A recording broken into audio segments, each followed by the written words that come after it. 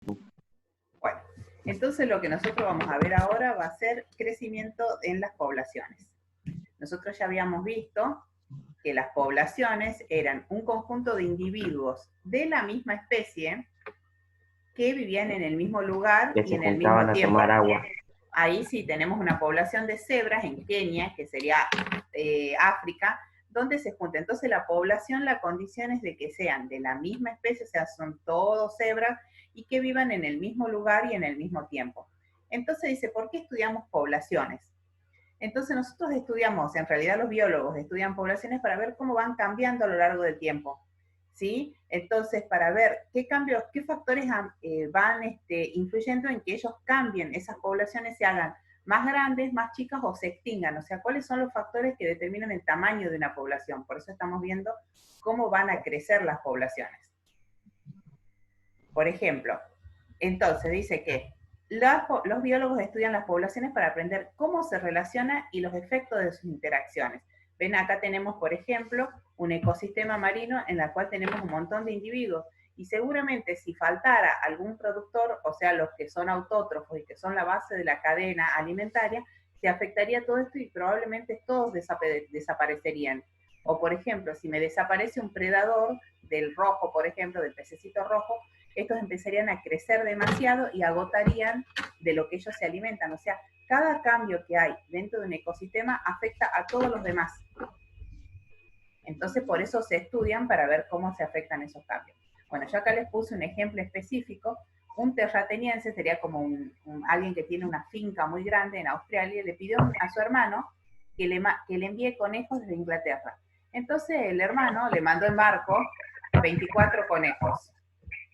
Entonces, esos conejos empezaron a crecer, y al no tener un depredador natural, o sea, en Australia no había ningún bicho que se coma los conejos. Entonces, empezaron a crecer descontroladamente y de hecho siguen siendo una plaga, ¿sí? Como no tienen, y encima no solamente es que crecieron, sino que se comen la vegetación y entonces resultaron competencia para otras especies que son autóctonas. Entonces, para ellos es una peste. Y bueno, y hasta cuando habíamos visto esto, todos los intentos de controlar habían fracasado.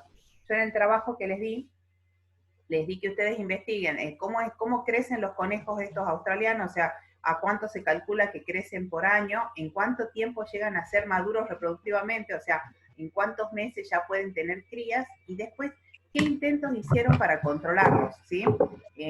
En los últimos incendios que hubo a principio, parece que pasó hace mucho y pasó tantas cosas en este año 2020. A principio de año tuvimos los incendios de Australia, ¿sí? Bueno, y en estos incendios de Australia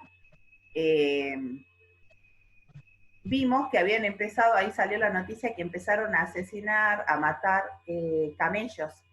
El tema es que el camello para ellos también les resulta una especie, lo que pasa con Australia es como si fuese una isla gigante, o sea, está aislada, entonces tiene su propia población, no se mezcla con la del continente, con la de otros lugares, entonces tiene su propia vegetación, sus propios animales.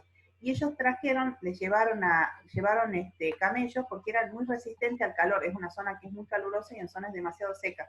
Entonces, como animales de transporte, los llevaron a los camellos. Resulta que después, cuando dejaron de usarlo tanto como transporte, porque encontraron otros medios, los dejaron libres algunos, entonces empezaron a crecer y como no tienen depredador natural, no hay nadie que los case y se los coma. Entonces, Entonces, que se desea cambiar la a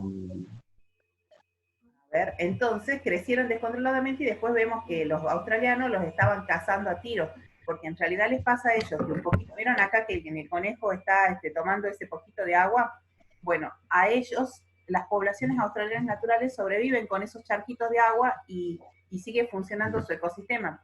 Venían las manadas de camellos, se tomaban todo eso, lo hacían un solo barrial y era un caos, o sea, empezó a perderse mucha población autóctona por esta invasión de camellos o dromedarios. Entonces, es muy, no se sabe cuando uno lleva una especie que es de otro lugar, nunca se sabe el efecto que va a producir en el lugar donde uno lo lleva, porque como no tiene un depredador natural, o sea, quien se alimenta de ellos se descontrola su crecimiento y normalmente en este caso que son herbívoros compiten con otro herbívoro y se comen por ahí el poco alimento que tienen. ¿Sí? Muy bien, vamos a avanzar.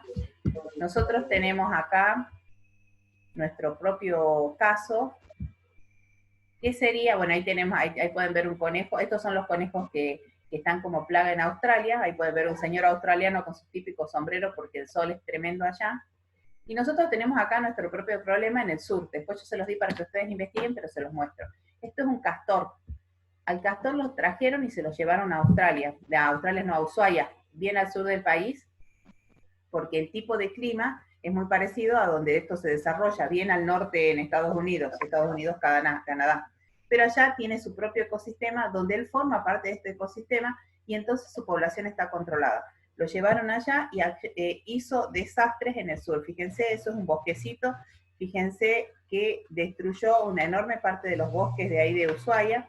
Después yo le pido que investiguen todos los daños que produjeron y de hecho es un problema enorme para Ushuaia el tema de la población de los castores. A ver, denme un segundo que voy a tratar. Profe, Sí. los castores comen árboles, o sea, los troncos de los árboles. En realidad ellos son herbívoros, pero lo que hacen, el problema es que ellos construyen diques. Entonces ellos, todas las bajadas de agua le quieren hacer un dique para armar sus casas. Claro. Entonces, como ellos quieren hacer eso, hacen un desastre. Y como no hay nadie que los controle... sus dientes. Claro, tiene unos dientes bien grandes así, y los dientes de ellos crecen todo el tiempo, nunca paran de crecer, entonces necesitan todo el tiempo. Fíjense que es como si le hubiesen agarrado como un hacha a ese tronco de ahí. Entonces hacen desastre con el tema de los bosques naturales. Muy bien. Bueno, ese es el tema que ustedes van a tener que investigar de la USAID. Yo más o menos ya les di un pantallazo. Bueno, entonces, ¿cómo va a crecer una población? Entonces, la población va a crecer cuando hay muchos nacimientos, o sea, cuando el número de nacimientos, los individuos que nacen, superan al de defunciones. O sea, yo tengo un número natural de individuos que se van a morir, porque ya sea porque son casados, porque ya se vuelven ancianos, porque sufren accidentes, hay un número que se va a morir, pero también hay un número que nace permanentemente. Entonces, ¿cuándo va a crecer una población? Cuando los que nacen son más que los que se mueren por X causa. Y también cuando vienen individuos de la misma especie a agregarse a esa población. Nosotros el tema de las migraciones lo vemos mucho en los humanos. Nosotros acá en Argentina somos un país de migrantes.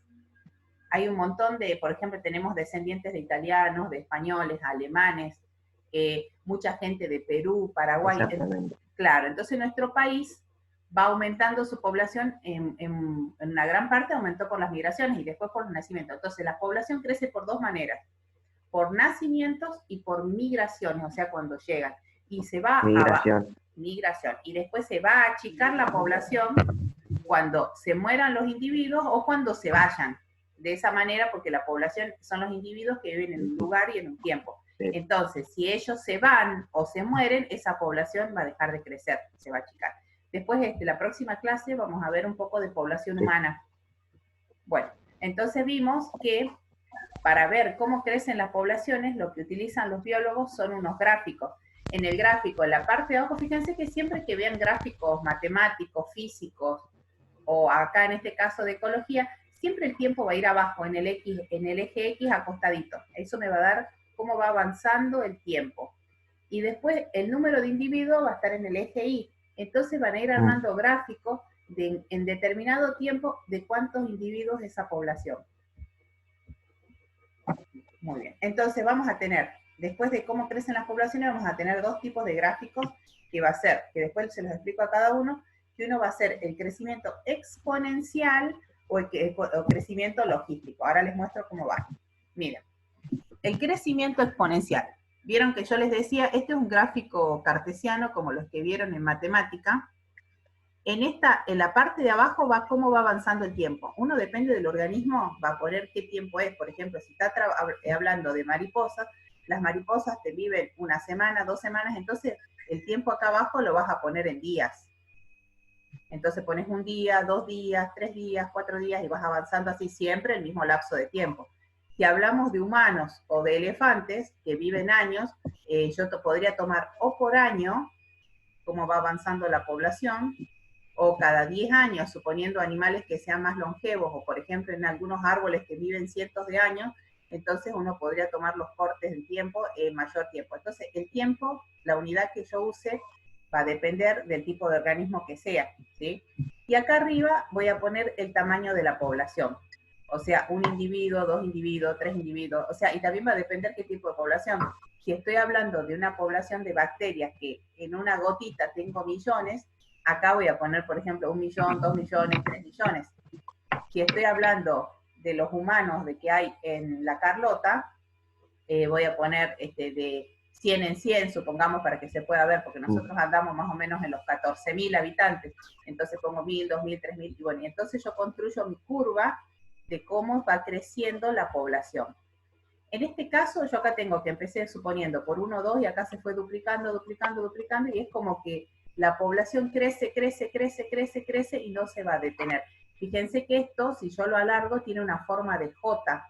Entonces quiere decir que la población crece, crece, crece, todos los años va aumentando, duplicando su tamaño. Esto es un modelo ideal. En la vida real no va a pasar porque si yo voy duplicando, suponiendo, ya tengo 1.000 habitantes, al año siguiente, de cualquier especie, tengo 2.000, al otro tengo 4.000. Va a llegar un momento que hay algo que me va a decir un basta, que va a ser el medio, o sea, el mismo espacio no va a poder sostener a todos esos individuos. Entonces, este crecimiento sería un crecimiento ideal en caso de que el ambiente siempre tuviera alimento para sostener toda esa población.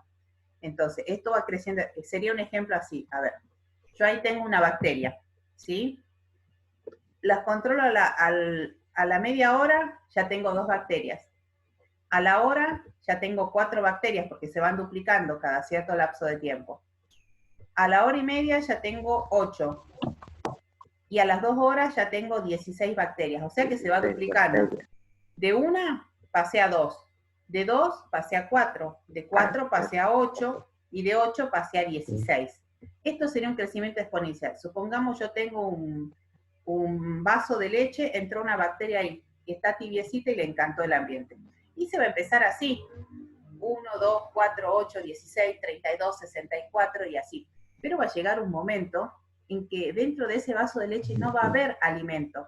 Entonces ese crecimiento se va a detener porque ya no hay más alimento dentro de ese vaso de leche, entonces ahí ya se van a empezar a morir porque no hay de qué se alimenten. O sea, va a llegar un momento que ese crecimiento en forma de J exponencial se va a detener porque ya no hay más alimento dentro del ambiente. Entonces, esto tiene un límite, pero así se va haciendo. Cuando se duplica va a ir así, 1, 2, 4, 8, 16. Es muy típico de las bacterias, por ejemplo, las bacterias yo le pongo una saludable, cuando hacemos el yogur. En el yogur yo lo pongo ahí tibiecito y se van a reproducir de esta manera, hasta que se acabe la lactosa, porque los que se encargan de hacer yogur se llaman bacterias lactobacillus, que se alimenta de lactosa. Cuando se acabe ese azúcar de la leche, se va a detener su crecimiento. Más o menos, cuando yo hago yogur, más o menos en 8 horas ya está. Y ahí ya lo paso a la heladera porque en frío ellos detienen su decrecimiento, porque esto usan la leche como alimento. Entonces, eso va a detener, al principio cuando recién lo pongo, le pongo la leche, el yogur, o sea, un botecito de yogur, 1 litro de leche, un poco de azúcar y le pongo la esencia de vainilla, aunque lo único que necesitaría sería leche y yogur, yo lo mezclo, se van a empezar a duplicar, duplicar, duplicar, duplicar, así, hasta que se consuman toda la lactosa que tiene y se transforme en yogur. Bueno, acá tenemos otro ejemplo, y en este ejemplo tenemos, Pablo, vos fíjate si lo podés poner en mudo a tu micrófono. Fíjate al tuyo, sí, porque sale como ruido del micrófono. Apretarlo así, que quede mudo. Ahí está, perfecto. Sí, a ver, espera que estoy intentando eso. Abajo a la... Tengo que poner en mudo porque se me está escuchando muy mal. Sí, ahí está. Sí. Bueno, yo por ejemplo acá tengo conejos, ¿ven? Como vieron, como les pasó a ustedes los conejos, ¿viste que vieron que hay una frase que dice se tienen hijos como conejos? Bueno, porque el conejo justamente se caracteriza por tener muchos hijos. Entonces acá hay un ejemplo, yo no sé bien cómo son los tiempos de los conejos australianos, que eso lo tienen que averiguar ustedes. Por ejemplo, al primer mes tengo una parejita, al segundo mes ya tengo 4 conejos, al tercer mes tengo 6 conejos, al cuarto mes tengo 8 conejos, al quinto mes tengo 2, 4, 6, 8, 10, 12, 14, 16 conejos. Bueno, esto sería, continuarían creciendo de esta manera. Aparte tengan en cuenta que los conejos no tienen una cría, tienen de a 5 o 6, o no sé si cuántos, si tendrán más. Entonces fue tremenda la explosión de conejos que hubo en este lugar porque no había ni un lobo, ni un zorro, ni un ave rapaz que se coma esos conejos. Bueno, esto sería entonces el crecimiento exponencial. Cada vez que va pasando un lapso del tiempo, van duplicando la población. Acá ven que están mes por mes. Al primer mes 2, al segundo mes 4, al tercer mes 6, al cuarto mes 8, 2, 4, 6, 10. Bueno, y así. Entonces uno va poniendo la cantidad de individuos y el tiempo, y así construye los gráficos. Pero algo que los iba a limitar es lo que se llama capacidad de carga, que tiene que ver con el ambiente. Ninguna población puede crecer para siempre. Cuando alcanza cierto tamaño, el ambiente ya no lo puede sostener. Entonces, la población más grande que un ambiente puede sostener es su capacidad de carga. Esta capacidad de carga puede variar con el tiempo. No siempre el mismo lugar va a tener la misma capacidad de carga, porque va a depender de cómo hayan sido las lluvias, de si hace calor, si hace frío. Entonces, esto va a ser la capacidad de carga del ambiente, ¿sí? O sea, cuántos individuos puede sostener ese lugar, eso sería la población máxima que puede sostener un lugar, esa es su capacidad de carga. Entonces, nosotros vamos a tener un dibujito más realista, que sería esto. Al principio, yo tengo acá pocos individuos, empiezan a crecer, a crecer, a crecer. Pero después esa línea se va a achatar y va a detenerse en su capacidad de carga, o sea, lo máximo que un lugar pueda sostener. Por ejemplo, yo tengo conejos, lo máximo que puedo sostener en un campito van a ser 20 conejos. Bueno, entonces al principio esa pareja se va a ir reproduciendo, cuando llegue al nivel de 20 conejos, ahí se va a mantener estable. Van a nacer, van a morir, se van a ir, van a nacer, pero lo máximo que va a poder sostener van a ser 20 porque van a ser lo que dé ese campito, o sea, de acuerdo a los productores que haya ahí va a poder sostener esa población. Y también va a depender, esa capacidad de carga va a poder ser un poco menos, suponemos hubo una época de sequía, mucho menos hubo una época de inundación, entonces esa capacidad de carga no siempre va a ser igual, sino que puede variar con el tiempo. También puede aumentar, fue óptima, hubo un muy buen año, buena lluvia sin exceso, buena temperatura. Entonces, esa capacidad de carga puede aumentar o disminuir con el tiempo. Bueno, entonces cuando recién más o menos lo fuimos nombrando, pero ¿cuáles son los factores que afectan el crecimiento de las poblaciones? Habíamos visto que los factores abióticos, siempre que tengo la partícula, la letra A adentro de la palabra, quiere decir no. Abiótico quiere decir sin biótico vida, o sea, los factores abióticos son los factores no vivos. Dos muy importantes son el tiempo, por ejemplo, el tiempo y el clima. Por ejemplo, si el verano en un área es más caliente y más seca, las poblaciones pueden reducirse. Como yo les decía recién, vino una sequía, miren acá por ejemplo, no hay lluvia y hace mucho calor, ¿qué le va a pasar a los productores? Los productores no van a poder sobrevivir porque no van a tener agua. Y entonces toda esa cadena alimentaria, toda esa red que se alimentaba de esos productores, van a empezar, el que se puede ir, se va a ir y va a buscar otros lugares que tenga más alimento, pero la mayoría va a empezar a morirse, ¿sí? Entonces, un ejemplo sería esto. Y esto también, el otro extremo, que tengamos muchas lluvias, otro factor abiótico que va a afectar el tamaño de las poblaciones. Va a matar a un montón de animalitos que tenían sus cuevitas, por ejemplo, los cuises, las liebres, todo eso que hacen como cuevas, eso se llena de agua y desaparece. Ni hablemos de todos los insectos que viven en la tierra, también van a empezar a morirse. Después eso se recupera, porque la naturaleza enseguida se recupera de estas cosas, o por ejemplo cuando hay un incendio, los incendios que a veces tenemos en las altas cumbres. O sea, algunos sobreviven y después vuelven a repoblar y a ubicar. Por supuesto que hay cosas que cuestan más recuperar, por ejemplo, los árboles que tardan varias décadas, 50, 60 años en crecer, eso cuesta un montón, pero la mayor parte se va a ir recuperando lentamente y van a volver. Entonces, lo que estábamos viendo es cosas que afectan el crecimiento de las poblaciones. Primero, factores abióticos, o sea, factores sin vida, van a ser el clima y la temperatura. Eso van a determinar hasta dónde va a crecer. Por ejemplo, a nosotros si nos pasa que viene un invierno muy crudo y muy frío y las heladas nos matan los pastitos, afecta también a los animales pequeños, o sea, esos cambios que no son los habituales son los que provocan cambios en las poblaciones. Y vamos a ver ahora los factores bióticos. O sea, los factores bióticos que afectan el crecimiento de la población son factores vivos, por ejemplo, otros organismos vivos como plantas y animales, las enfermedades, los predadores, los parásitos, son factores bióticos que causan la disminución de la población, el tamaño poblacional. Por ejemplo, en este momento tenemos una epidemia de coronavirus. Entonces, eso es un factor que va a afectar a la población humana. O sea, es una enfermedad que empezó a matar personas. Por ejemplo, pasó en 1920, o sea, hace 100 años, tuvimos una epidemia de gripe, pero esa gripe fue terrible porque dejó millones de muertos. Se calculaba entre 19 y 20 millones de muertos en Europa. O sea, fue terrible la epidemia. Entonces, con enfermedades así de ese tipo, que serían otro organismo, disminuye un montón la población. Por ejemplo, también Profe, sí, dígame. perdón, una pregunta. Sí, Todas estas epidemias, así como el coronavirus, el dengue, ¿también les afectan a los animales? cada especie tiene sus propias enfermedades.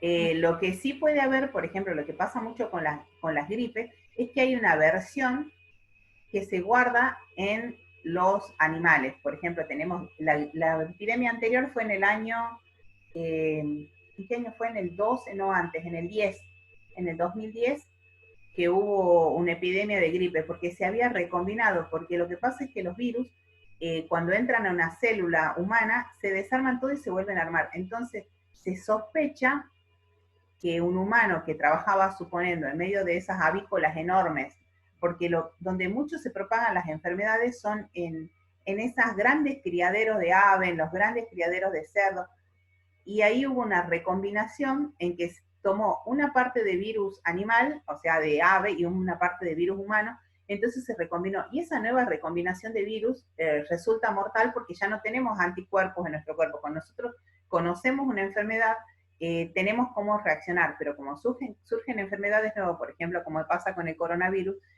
nuestro cuerpo, o sea, hablando como humanidad en general, nunca había estado expuesta. Entonces, necesitamos crear nuevos anticuerpos.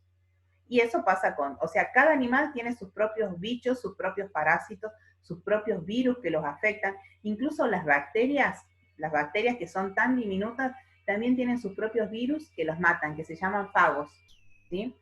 Yo les tiro ahora un tip, por ejemplo, lo que quisieron hacer, no sé cómo les habrá funcionado, con el tema de los conejos, de los conejos australianos, lo que trataron de hacer es introducir un virus que los maten. O sea, porque hay formas, o sea, tenemos muchos manejos de la parte de ingeniería genética y molecular que te permite construir nuevas armas, es lo que le llaman armas biológicas, o sea, armas que usa la vida para controlar otras formas. O sea, todos los bichos tienen enfermedades y por ahí lo peligroso son que por ahí a algunos animales no les hace mal o sea, ya están acostumbrados a sobrevivir, pero cuando pasa al humano te puede matar. Por ejemplo, el dengue es un virus que está dentro de un tipo especial de mosquito que se llama Aedes aegyptus. Yo creo que al mosquito no le hace nada, pero el mosquito cuando pica te lo transfiere, ¿sí? Entonces a vos te enfermas. Yo creo que el mosquito no se enferma, solamente es un vector, o sea, un vector es algo que transporta, pero a ellos no les provoca nada. Pero sí ellos tienen sus propios virus, sus propias bacterias, sus propios parásitos que los pueden matar. Bueno, vamos. ¿Quedó más o menos claro? Por ejemplo, si aparecen predadores nuevos, miren eso. ¿Qué serán? ¿Reconocen? Son como avispas, no sé. Eso es langosta. Cuando hay plagas de langostas, es terrible, porque la langosta arrasa con todo. Imagínense que viene una plaga de langosta y se llevó todos los cultivos. O sea, cuando vienen plagas de este tipo, se asegura hambre no solamente para el humano, sino para todo el resto de los animales. No sé qué es lo que pasa, que hay una alteración que se crecen de manera exorbitante las poblaciones de langosta y salen a buscar enloquecidas alimentos y arrasan con todo. Era una de las plagas más terribles, de hecho figura en la Biblia, una de las 7 plagas de Egipto, una fue la langosta, porque arrasó con todos los cultivos que tenían. Bueno, eso es muy horrible, o sea, por ahí vemos alguna langostita, no pasa nada, pero cuando las tenés así por millones, son nubes que se avecinan y arrasan con todo. muy impresionante. Después si pueden busquen algún videito de YouTube y algo así, porque hay imágenes y son espeluznantes. Bueno, acá volví a poner, me quedó acá un link acá en el medio, acá volví a poner la diferencia entre los dos.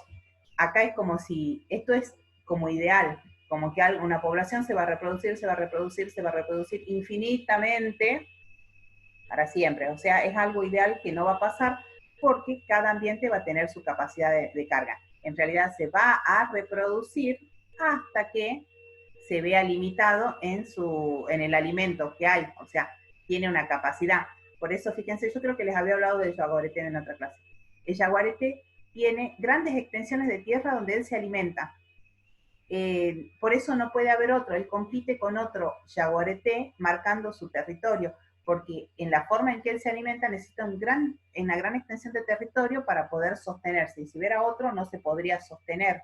Por eso ellos pelean y lo van, y si uno disminuye el tamaño de la selva, lo que está haciendo es achicarle ese tamaño y vas a terminar con un tigre metido, perdón, no es un tigre, un jaguarete, es familia, metido en el patio de tu casa buscando alimentación y se va a comer tu perro, tu oveja, tu chancho, porque necesita cierto espacio, o sea, es una tiene no sé cuántos kilómetros son, no me acuerdo, pero son una buena cantidad de kilómetros que es su espacio de casa. Bueno, así que ahí tienen la comparación. Entonces la diferencia entre uno y otro es la capacidad de carga, que es la cantidad de individuos que se puede sostener. O por ejemplo, yo tengo un espacio, va a ser una determinada cantidad de vegetales que yo pueda tener en ese espacio. Hasta eso, porque si no se me van a agotar los nutrientes, o sea, yo necesito el agua, el espacio, los nutrientes, entonces va a sostener una cierta cantidad de organismos vivos. Bueno, y ahí ya les mandé el tema de lo que vamos a hacer hoy, que es esto. Así que bueno, ahora ya vamos a ver.